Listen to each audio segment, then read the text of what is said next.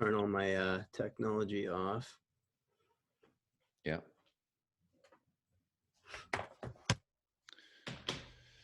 All right, everybody. Welcome to another edition of the Sales Vitamin Podcast, where every episode is going to help you with your professional sales development. And we have got a rock star today. We've got Kevin McCann. He is the owner, founder of Executive Strategy Group and the new Revenue Growth Mastery Model, which we're going to talk about today. He's got experience. He's a true sales professional, started beating the streets, inside and outside sales. So Kevin from Silicon Valley is where he started his career. So we're going to talk about that as well. But thanks for joining us today and being on the podcast. Yeah, no problem. Thanks for having me.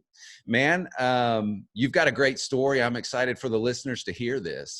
Some of the accomplishments that you've done and what you're doing now with the Revenue Growth Mastery, but it's all about sales, and you really have that outbound sales background and that pure sales function. So I'm excited to talk about that. But you've also got a story. So talk a little bit about, where and how you started, and then where did Revenue Growth Mastery originate? Let's talk about that.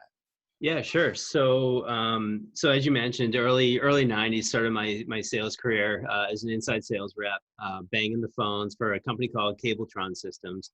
And at the time, Cabletron, think of Cisco, right? So Cabletron was like the 800-pound gorilla before Cisco was even a blip on the radar. So we're selling, networking gear. I got promoted from inside sales to outside sales, which moved me from New Hampshire out to Silicon Valley. I spent about 5 years out there. Got promoted to carrying a bag, outside sales, regional director, left Cabletron, go to Cisco for about a year, now the 800-pound gorilla. And then and then got the opportunity. So Cabletron was a little different than Cisco. Cabletron would sell direct to the end user. Cisco sold through channel partners. So I got introduced to all these resellers and channel partners and started doing business with these guys. One of them said, "We love how you work. We love your sales process." I was very kind of like, that's my thing. I'm very process oriented, I guess you could say. Really try to make things as efficient and replicable as possible. So these guys like that. They're like, "Why don't you come to work for us, and we'll give you part ownership of the company, and let's just grow this thing." I was like, "All right, let's do it." So that's where we can talk a little more about this after, but we grew that company from 6 million in revenue to 60 million in 18 months. And it was awesome. So we'll talk about that as well. But did that, came back here to the East Coast, ended up starting my own reseller, ran that for about 5 years and sold it, and figured I had some really good stuff to bring to the table for other business owners, how to help them integrate strategy, marketing, and sales, and started consulting about 15 years ago. And that's when I started Executive Strategy Group. And in that time, you go out and you work with the CEOs, the founders, the executives of these companies, and you give them recommendations, right? Like, "Hey, John, here's the 15 things that you need to do to fix this gap here, or the 25 things you got to do on marketing, et cetera." So the CEOs would look at me and they're like, "This is great, Kevin. It's exactly why we hired you, but I'm not sure how to do that. I don't know how to do that. I don't even know what you're talking about half the time. Can you just do it for me?" So about 5 years ago, actually about 6 years ago at this point, we productized a service called Lead Launcher to essentially do the execution of CRM, updates, of email campaigns, blog posting, blog creation, content creation, to really do this stuff for them in the gaps in the areas where they just had no idea or had no people to really do it for them. So that's been going great. And now we've got a recurring revenue model, which is all awesome. But I'm like, this is good. I'm helping, a certain amount of people, but I was like, how could I take all of this knowledge, all this information, and really just try to get it out to thousands and tens of thousands and maybe millions of people? And that's where the idea of Revenue Growth Mastery came from. Was, everyone's, doing the big push to do online training. So I said, let's take all this info, create an online course, and publish that and get that out to the masses. That's what Revenue Growth Mastery is. It's essentially 21 steps that we've done over and over and over again for all these customers, have seen not only what it looks like from a consulting standpoint, but now that we actually execute on the marketing for our customers, we're seeing what works, what doesn't work. And we've built up 7 years worth of knowledge on how to help people navigate landmines. And it's been awesome. So that's like what we're launching right now. So it's been a hell of a journey. Yeah, no, it sounds like it. So you mentioned, you took that company from 6 million to 60 million in Yeah. 18 months. Yeah, it What was. were the keys to doing that? I mean, that's a staggering number Yeah, in 18 months. yeah, it was ridiculous. And I guess to preface it too, it was also during a crazy time, the whole dot-com boom when Silicon Valley was just like money was coming in like crazy. So, but I mean, not every company was growing at that trajectory either. So here's what we figured out. We were a Cisco reseller essentially, right? So if I took a cat, swung it by the tail, I'd probably hit 50 other Cisco resellers within that distance in Silicon Valley. Everyone was selling Cisco. Everyone knew Cisco was hot, but most of the resellers were selling to commercial companies, to enterprise companies. You sell to the big guys. They want the best pricing, so your margins are razor thin. And there's like a bunch of resellers going after those guys. Then you get all the other resellers going after these commercial guys, smaller accounts. You could maybe hold more margin, but the competition was crazy. I'm like, we need to create a blue ocean here. Let's go after the more difficult sales into the dot-coms, the telcos, and the ISPs. Telcos are telephone companies, and ISPs were internet service providers. Cisco had awesome products for that space, but it was a more technical sale, more complex, and not every reseller out there was good at that part. I said, we need to become good at this because we could carve out a whole niche for ourselves. So that's what we did. But the key thing was that when you go in and you sell technology to these companies, most of the resellers out there are selling based on the product, the features, the functions, and the techno babble that comes with the product. I told my sales reps to do none of that. The way we were going in was around business value.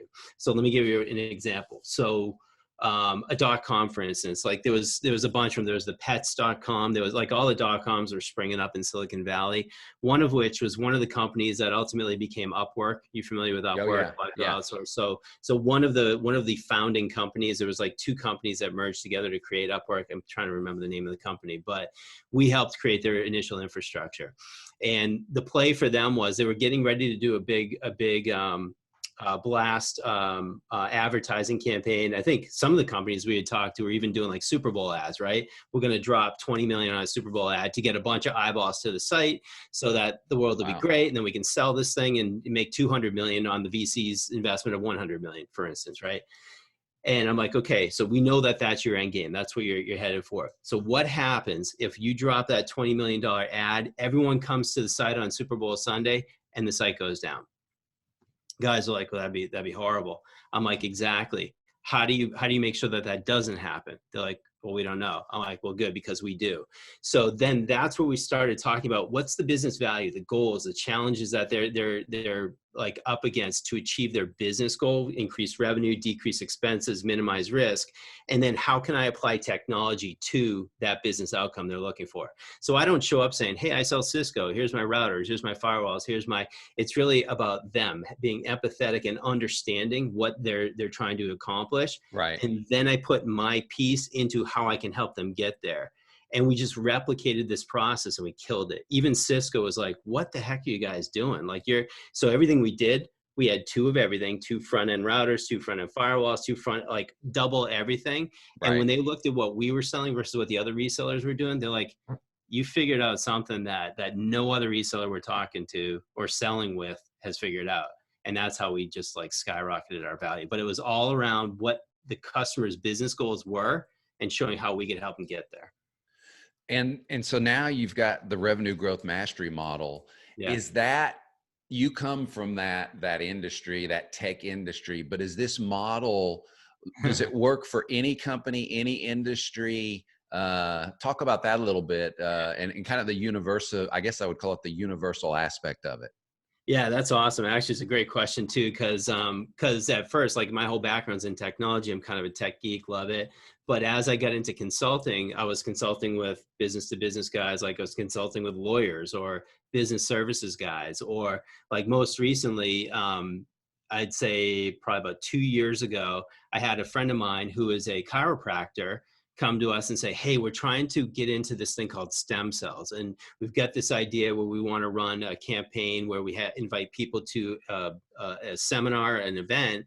And at the seminar, we're going to give this pitch. And then we want to, march them down a sales funnel and process and all this stuff. I'm like, I have no idea what stem cells are. I have never worked with a chiropractor, but I know how to market. I know how to sell. Let's just apply everything we've done in the past, from technology to lawyers to accountants, and try it with you guys. And it worked unbelievably well. Within like 9 months, we had him $7 million worth of a pipeline. It blew him, frankly, it blew me away. I was like, this is crazy. And that's on an average deal size of, I think his injections are like $3,500 for like a knee injection for stem cells.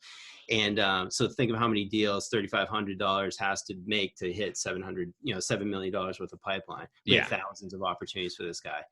So yeah, it can work for anyone. And it's just, and what revenue growth mastery is I've kind of neutered out the business models, because it really all starts with the customer. It doesn't matter if you're selling a widget, transportation services, technology, stem cells. You have to figure out, who's my ideal customer? What are their challenges? What are their goals? Where do they want to get to? How did they intend to get there before starting to work with you? Just so you're clear on, well, I was going to take this path or this path. Then you understand them and their needs. Then you can pitch, here's how I can actually help fast track that for you. So that's what revenue growth mastery is. It kind of strips away everything. I think one of the questions I'm assuming you're going to ask me was around what makes revenue growth mastery different, or different than maybe any other sales training out there, I'm guessing. Yeah. I use this concept called MED, minimum effective dose. Are you familiar with that? I'm not. So have you ever, Tim Ferriss? Yes. Like, awesome podcaster. Oh yeah. So he talks about this in one of his books. I've got over there. It's the, what is it? The 4-hour work week. I think it's the 4-hour body. No, it's like body. it's okay. like Bible. And it's not just about the body, it's about all kinds of stuff. But in there, he talks about minimum effective dose. Think of it this way: like, you take water from, say, 80 degrees up to boiling, right? What is boiling? It's 212 degrees Fahrenheit. Is water any more boiled from 212 degrees to like 280? If I brought that up to 280, is it more boiled than it is at 212? No. Yeah. It's like boiled is boiled, right? Right. So what we find, whether it's you going to the gym, whether it's doing sales tasks or doing marketing efforts or whatever, there's a point where doing more effort on something does not provide you any more of a result, right? So I've been through all kinds of training through my sales career, and some of them are like, we got a blue sheet here, a pink sheet, a yellow sheet, we got all this stuff I got to go through, and it's all just superfluous stuff that at the end of the day, if I peeled 90% of it away and just focused on the core 1 or 2 things that give me the result as a sales executive, that's what I want. Right. Well, that's what revenue growth mastery is. I peel all that crap away and say, look, we're just going to focus on the core things. The customer, the buyer persona runs deep. Then all of the minimum effective dose steps you need to take to get the highest return for yourself as a sales rep. Because I don't want to plague these guys with monotony. Like, here's all this stuff you need to do to get a result. Like, just give me the core things I got to do to get better and faster. And looking at your website, and you've got a lot of good videos there from your earlier days and your consulting days. If I was to say, Kevin, when you go into an organization and you start working with these companies, what did you see right off the bat where you knew, okay, here's where I'm going to have that immediate impact. Here's the key things I need to focus in on, or that they're doing wrong per se? Yeah. So the easiest thing to look at, even before you walk in the building, is look at the website. And I do this test called the highlighter test. And when you go, and actually you can do this for anything, on your website, any email collateral you're sending out, any print collateral, whatever, you look at it and you hold 2 color highlighters. Say one is yellow, one is green. Everything in yellow, or everything on the website, or each page of the website that talks about you, how great you are, the thing you sell, how long you've been in business, how many customers you have, I want you to highlight that in yellow.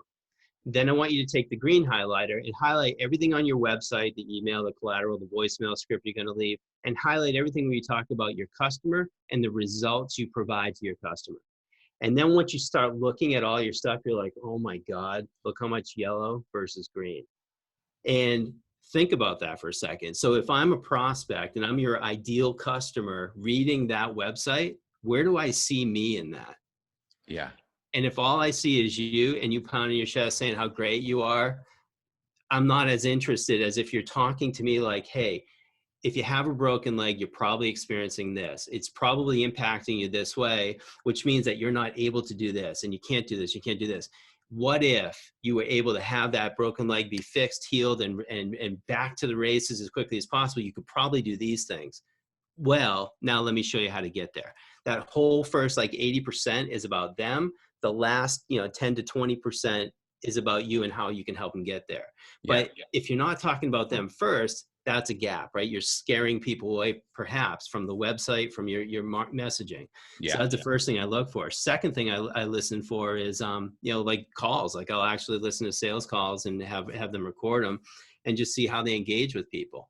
And if it's like, hey, I'm Kevin, Revenue Growth Mastery, I do this, I do consulting, I help all these people. I've been around for 15 years, I do all this. So now tell me about you. What do you need? What are your challenges? Like that's awful. It's like, it's me showing up and throwing up as opposed to saying, hey, I did a little research. I noticed that you're a manufacturing company. And in today's world, a couple things and challenges I know manufacturing companies are faced with is X, Y, and Z. Out of curiosity, are you struggling with any of those? And if so, what's the impact of that? Now I'm like diagnosing what's going on there. And then depending on what they say back to me, say, well, great. I actually understand that challenge. I'm familiar with it. Let me give you an example of how I helped this guy over here overcome that challenge. And now I'm kind of backing into where my value proposition lies. But when the customer gets to speak first, they're like, well, this is great. He's actually listening to me. And then your pitch isn't like just your standard, like, here's who I am, here's what I do, here's what I sell. It's more, here's the things I sell that adapt themselves to your particular need based on what you just told me. So I look for that. I look for how they're approaching. I look for, differentiation, stuff like that. But really it's like, how focused are they on the customer first? And I can easily show gaps right out of the gates that we can start working on. And then that will break itself into, so how do they market? How are they selling? And what's their strategy down the road that after they get a customer, that they can create a longer lifetime value and just keep marching them up the value ladder. So that's typically what I'll look at when I walk into a company. And have you seen I'm interested in your thoughts on, you worked for, or you did business with Cisco and those were the big guys of the time period. Yeah. I mean, those were the big players. And at that time, I guess being with the big players, that you had an advantage, but today the playing field for sales is leveled. Yeah. And what are your thoughts on that, on how sales, from a big versus small standpoint, where you're working now isn't as important as what you were talking about, that value that you can add? Yeah. Yeah. So it's funny. So one of my clients, I'm helping them right now. They're looking to hire on a handful of salespeople, and some of the salespeople that we've been interviewing are like, well, I can only sell if you've got a brand. Like, essentially, like if they don't know who you are, then I can't sell. So obviously, those people don't make the cut. But a good salesperson, it doesn't matter if your name of your company is Cisco or Joey Bag of Donuts or whatever, right? Right. Acme Incorporated, because the way you show up when it's value driven as opposed to like product or thing driven, they honestly, they don't care. They don't care if it's called Revenue Growth Mastery, Executive Strategy Group, Lead Launch. It doesn't matter. It's irrelevant. It's what the value is to the customer. So people will cut you slack, like Google. What did Google mean? It meant nothing before. It was goofy, right? Now people know what it means because it provided a ton of value. So at the end of the day, sales reps, you're right, playing field totally leveled, but the sales reps have had to get better at communicating, here's our differentiating value, but you can't differentiate yourself until you understand what differentiation that customer actually values, right? Like, right. Is it time in the game? Is it certain products that they need to solve a unique problem or whatever it is? And it always starts with the customer. So the funny thing about doing marketing for our customers, the whole lead launcher productized done for you model that we created, is that it gave me new insight as a sales guy that I never had before. Like I thought I was a good sales guy before, just because I had a good process and good go-to-market strategy and all that stuff. But having the insight of what it takes to actually open that door and get someone to actually turn their head and say, huh, that's interesting, and what the process is to go through that, so that I can have a meeting with a customer is really eye-opening. And it all starts with what is the needs of that person, and treat them like a person, you know, not just like a number or an account. Yeah. And you talk about, I've seen it on your website and your videos. You really talk about the importance of discovery. Yeah. And I think that's, in the sales training that I've been through over the years, and I know you've been through it, that's kind of glossed over a little bit. But how important is that discovery piece of your sales process that you teach, and not only your thoughts on it? Yeah, discovery. It's funny. I just shot a video, and I don't know if you've seen this one yet. I think we just put it up like 2 days ago. It's called the 4-step sales call mastery framework, and it's essentially that. It's discovery. So discovery is critical, not just for the customer, but for you too. Like is this a deal I even want to pursue? Yeah. So the way that we break out discovery in that 4-step process, number one is figure out where they are. So the 4 steps are: where is the customer? Like, what's their present state today? Where do they want to be? Like, what's the top of the mountain for them, wherever they want to head? Yeah. How do they intend to get there? And then you're going to provide your proposal, and here's how we can help you get there. So the discovery is absolutely critical to one. Your time is valuable as a sales exec. You don't want to be wasting it on chasing deals that just aren't going to happen. So it helps you figure out, do these people have a problem, number one, that I can actually solve? And then number two, are they committed to paying to solve that problem, right?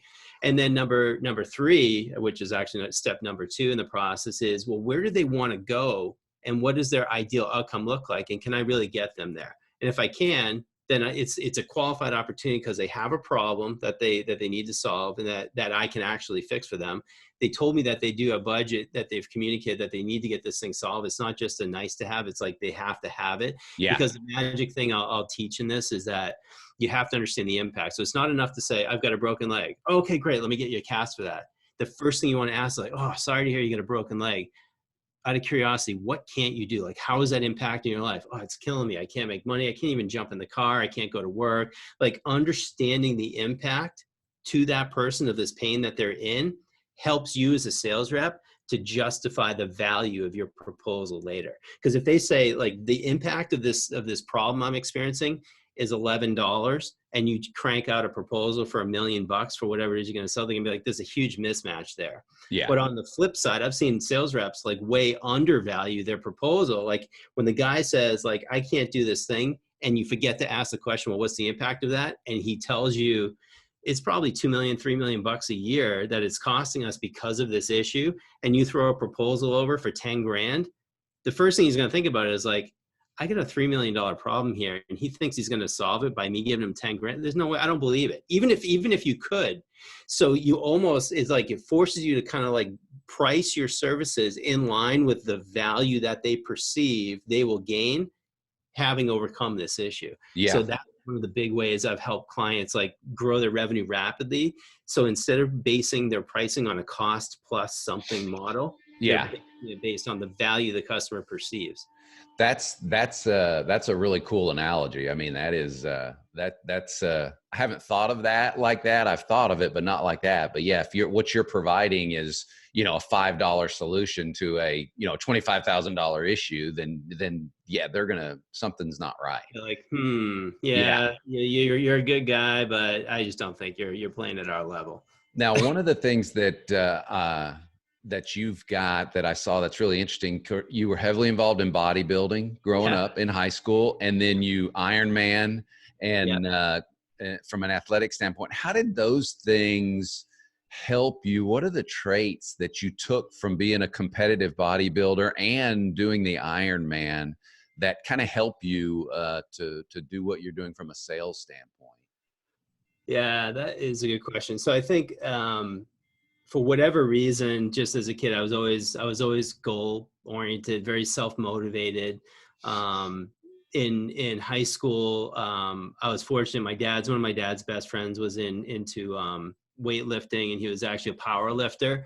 So he taught me, like good form, powerlifting, but you go into a gym with powerlifters, their bellies are hanging out, but they can like lift Throw 1,000 it up. pounds. You're like just blown away by their strength, but it's like, yeah, I don't really want to look like that guy so much. Yeah. But it showed me the discipline it takes to go from benching, 100 pounds to 150 to 200 to 250 to doubling your body weight Yeah. on the bench, just in some cases just by slight modification of how you're doing it and how you arch your back. So I think that the first thing it taught me was that there is a process to improvement, and if you just look closely enough at it, you can make that faster, Yeah. if you pay attention.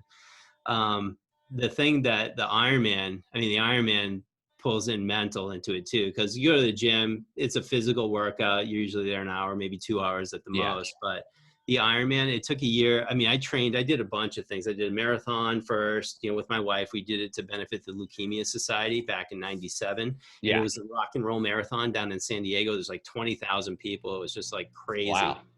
And when we finished, my wife's like, yeah, this is good. I'm done. Don't need to do any more of this. Yeah. And I'm like, that was cool. Like I've always been a sprinter, but like the distance thing, like that was a great experience. Like the people cheering you on. I'm like, what else is out there? So Yeah. that got me into doing like a sprint triathlon I did in Monterey Bay area, Pacific Grove.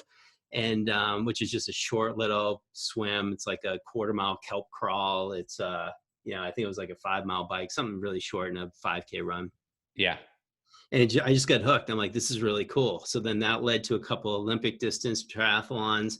And then Team in Training, the group that we did the marathon with, they said, hey, we're looking at doing like half Ironmans. Like, would you be interested in being a mentor for people that, have never done it? I'm like, sure, I've done a couple, but let's go for it. Yeah. So did a couple half Ironmans. And then all of a sudden they're like, hey, we're going to put together a team to go do Ironman Canada in 2000. I'm Wow. like, I'm in, let's do it. So Yeah. years worth of training. And obviously it's physical, but there is so much mental in that. Like you gotta be present to, winning the little battles. And one thing someone shared with me, I forget who originated the quote, but if you think you can do something, you can. And if you think you can't, you're right, you can't. Right. So it's just having that positive mental attitude. And one of the things that we teach our kids is like, hey, if they're down, it's like, remember, we're McCanns, not McCants.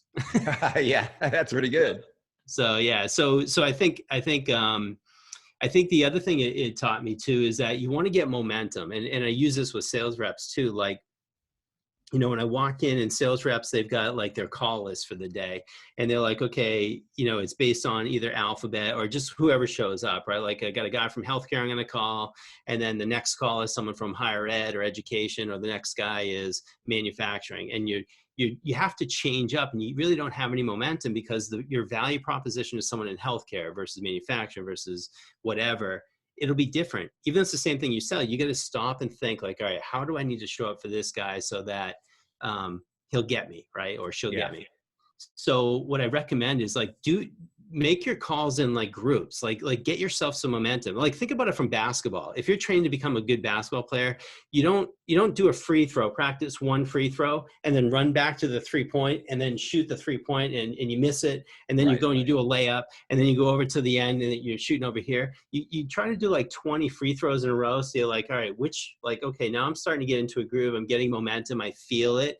Now I'll go back to the 3-point and then I'll hit a bunch of 3-points and just get that dial, totally tweaked and tuned in. Yeah. It's the same thing with sales. Like that gives you momentum. So the moral of the story here is if you can create a process in your own workflow where you can remove thinking as much as possible, do your thinking up front in your go-to-market strategy, then you can jump on the treadmill and just run as fast as possible because you've already thought about it. You just go, go, go. That's the best way to go and execute.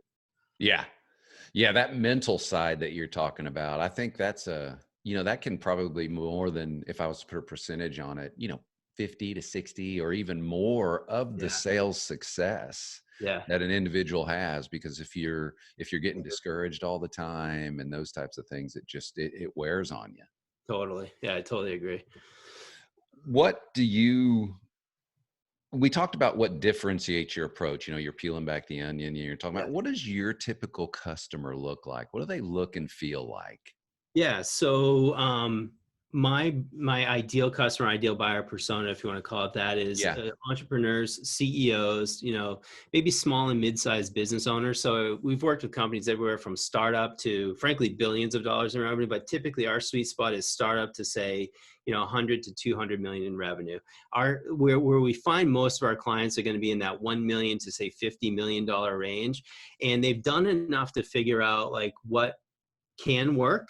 Maybe they Yeah. haven't systematized it, but they've also seen some things like, yeah, this didn't work for us, or this didn't work. And not necessarily because that is the truth, but just because maybe they didn't execute on it correctly. You know what I mean? So like that 1 to 50 million space where they've got a couple salespeople or at least one salesperson. If it's like a one-man show, we can help them, but it's not ideal because I can't bring all of my value to the table for those people.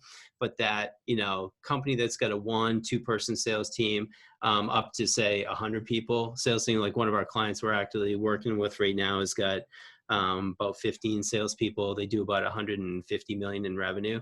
So they're a good fit as well.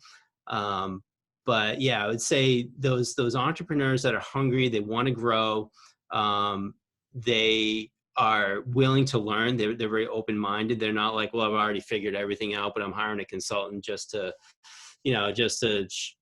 prove to myself how smart I am. Like there's those people out there too, and those, they're just not a fit for us. But the open-minded people that are like, I'm game on, I want to learn, I want to get some best practices, and then they execute rapidly. Awesome customers for us. Okay, good. So that's kind of your, like you said, the persona. Yeah. I got one more question for you, but before Sure. we do this last question, tell everybody where they need to get a hold of you. What are the websites? What's the best place to contact you, and for the Revenue Growth Mastery and for the Executive Strategy Group? Yeah, sure. So I would say just go to revenuegrowthmastery.com. That's the best place to get a hold of me. The story, you read my background story. It's on there. It's on the very bottom of Revenue Growth Mastery. But all the content I'm creating now to try to get this out to the world, even like Executive Strategy Group stuff or Lead Launcher stuff, it's all going on to Revenue Growth Mastery. So that's the best place to go. Okay, cool. So all you listeners, get to Revenue Growth Mastery. And is the what's the typical length of time that someone's going to take to go through your process to really benefit from it? When they go to your website and they're like, "Hey, this looks really good. I'm in." What's kind of a process? What can they expect from a time frame? Sure. So the cool thing is we just set it up. We used to have it set up where you had to buy it, Revenue Growth Mastery, first before you get to play around. We just kind of opened the doors for a free 7-day trial so you can go in and kind of take a poke around. But it's broken into 3 core modules. One is systems and CRM. Make sure you get the foundation, your house in order. The second is marketing, execution loop, to go through that so that you can start reaching out to your ideal customer. And then the third is on sales. And what we're seeing is that within the first week to 2 weeks, you can already start to see an ROI. Like you'll easily make back the money that you invest in Revenue Growth Mastery. But from a result standpoint, like there's some quick things we can do, quick fixes we can make that will increase the amount of traffic to come to the website and also increase conversions. So one thing I'm also seeing is a lot of companies out there, like even if they have the website done up nice, they have no way to capture new prospects because they don't have any lead magnets, right? So like there's some very quick tweaks we can make like within like the first week where all of a sudden any traffic, like they're like, oh, we got 1,000 visitors coming to the website every week. Awesome. How many of those turn into prospects? Oh, 2. Like, but how do they turn into prospect? Well, they have to pick up the phone and call us because we don't have anything to download. So like there's some tweaks we can make within the first week and all of a sudden, boom, just even one conversion with the exact same amount of traffic more than pays for Revenue Growth Mastery. So anywhere from a week to 2 weeks, but over, I'd say the first like month to 2 months, you'll start to see some big impact as long as you execute on it, which, we can help you do. And it's not, I've looked at it, it's really cool. It's not a quick fix. It's not, hey, there's a lot of work involved, and it's a serious commitment. And the cool thing is we kind of string it out in order. So I think one of the challenges I see with entrepreneurs all the time is they get so much stuff bouncing around their head. They're like, I got a million things I want to do, but they don't necessarily know what order they need to happen in, right? Like what's the one big thing right now that maybe could knock over like 20 other dominoes. But if I tried to do those 20 other things first, I would have to spend time individually on each one of those. So the one big thing initially is get crystal clear on who your ideal customer is, what their challenges are, what they're typing into Google to search for, and have that issue resolved or that goal achieved, Yeah. and let those words become front and center on your website. Because when that person shows up on your website and they see, oh my God, this is me on your website, that takes care of a lot of challenges with, what do I send for emails? What do I have my sales rep say on the phone? What do my phone scripts or my voicemail scripts look like? If you do that one thing up front, all of the rest of it becomes easy. Marketing, outbound calling, inbound marketing, blog posting. What are the topics I would write for blogs? What kind of videos do I do? All that stuff kind of takes care of itself. So that's, again, minimum effective dose. Like, do the Yeah. one thing that matters most, and like knock all these other dominoes over as quickly as possible. Okay, cool. Awesome. So all you listeners, get to Revenue Growth Mastery, get to that site. So the last thing, if you had one sales vitamin to give to the listeners that you could help a sales professional today, what's that one sales vitamin you would give them?